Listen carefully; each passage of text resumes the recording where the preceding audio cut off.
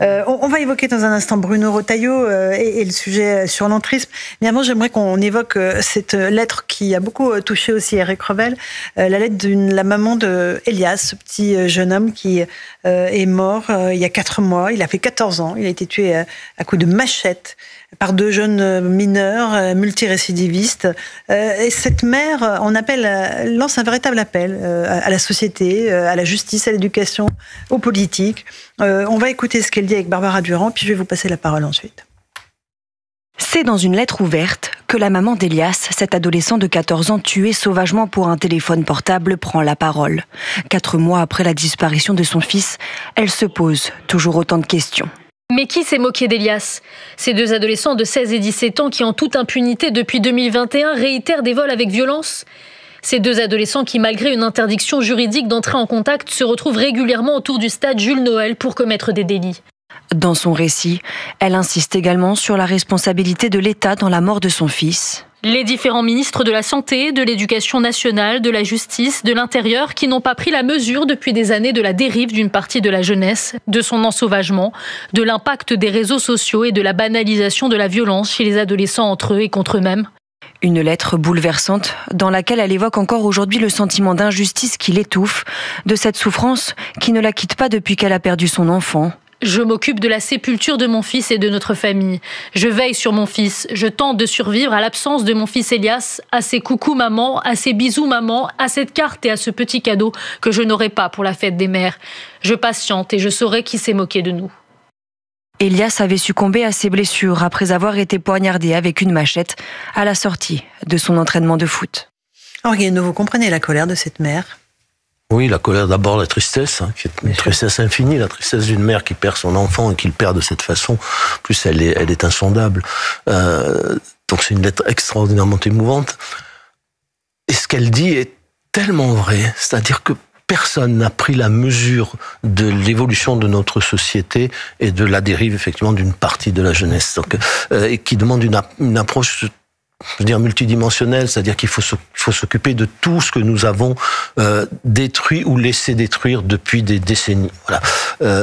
Et hélas, on n'en prend pas le chemin. C'est-à-dire qu'on on pleure sur chaque victime, on s'indigne de chaque fait divers, mais finalement, à part faire semblant, on ne fait rien.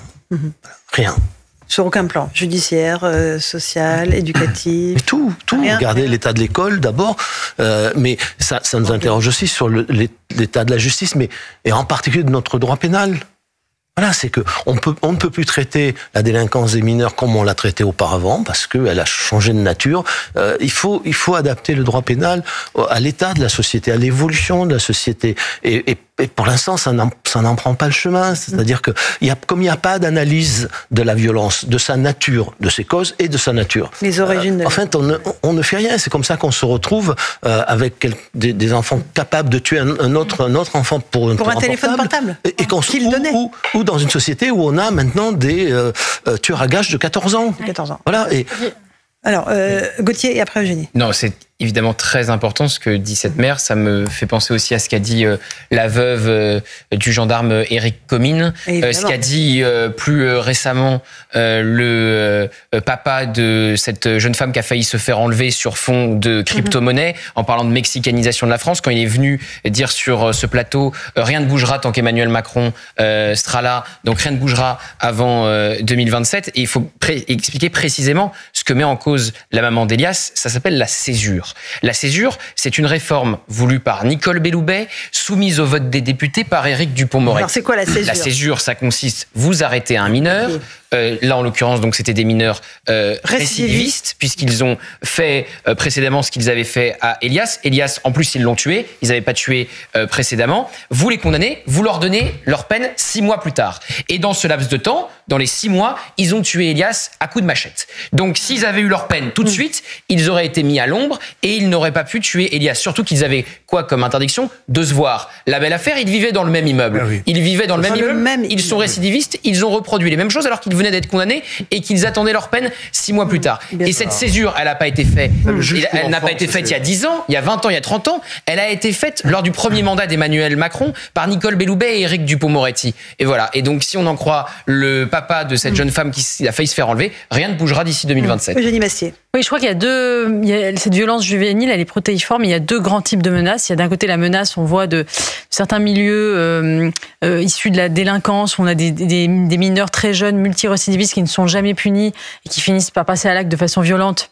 On le voit, c'est le cas des meurtriers d'Elias, mais aussi de ce mineur afghan qui a tué le petit Matisse, dont on a parlé tout à l'heure, et qui, pareil, était connu pour plusieurs faits. Donc ça, c'est une violence, j'allais dire, liée à un certain type de communautarisme, de délinquance très précise. Et puis, il y a un autre type de violence qu'on voit apparaître, par mimétisme peut-être d'ailleurs, d'une jeunesse intégrée socialement, qui se contamine à la violence par les réseaux sociaux. On a vu, par exemple, le meurtrier à Nantes, qui a massacré une jeune fille qui s'était radicalisée sur les réseaux sociaux après avoir fait un manifeste écolo. Ultra-gauche, ouais. C'est un peu ce qu'on voit dans la série Adolescence, vous savez, sur Netflix, qui raconte l'histoire d'un jeune adolescent qui se radicalise sur les réseaux sociaux et qui, par mimétisme, passe à la violence. Mais le point commun entre ces 2 types de violence, cette violence, j'allais dire, mimétique, liée aux réseaux sociaux, une violence liée à la délinquance non punie, c'est le couteau. Le couteau, l'usage de la machette du couteau qui devient aujourd'hui systématique. Il n'y a presque pas une semaine sans qu'il y ait un incident,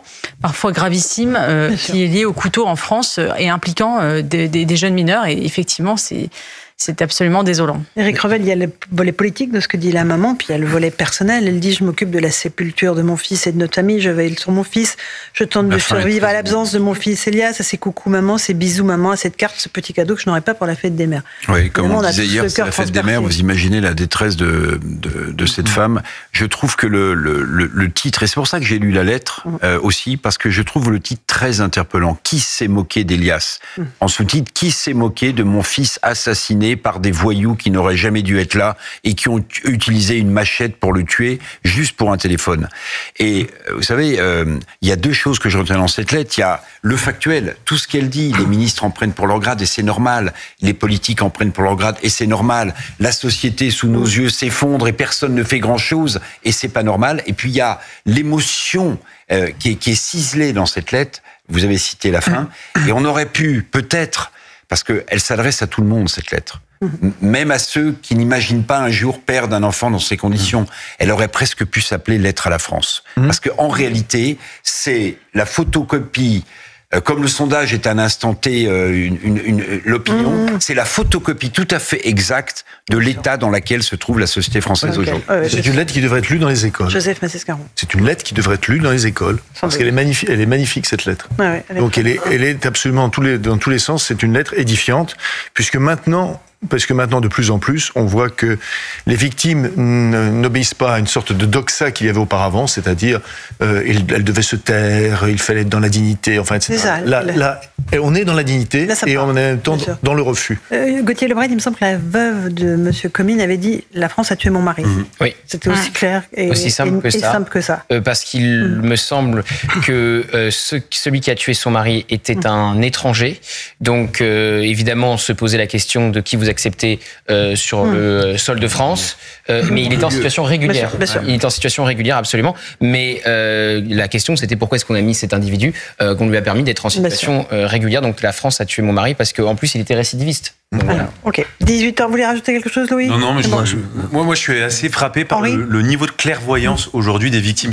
Par le passé, on pouvait se dire des Français, bien sûr, mais des victimes, on se disait bon, le sujet est un peu compliqué, on comprend la souffrance. Là, moi, ce qui me frappe, c'est à la fois la ont tout décortiqué. Tout est décortiqué, tout est absolument parfait.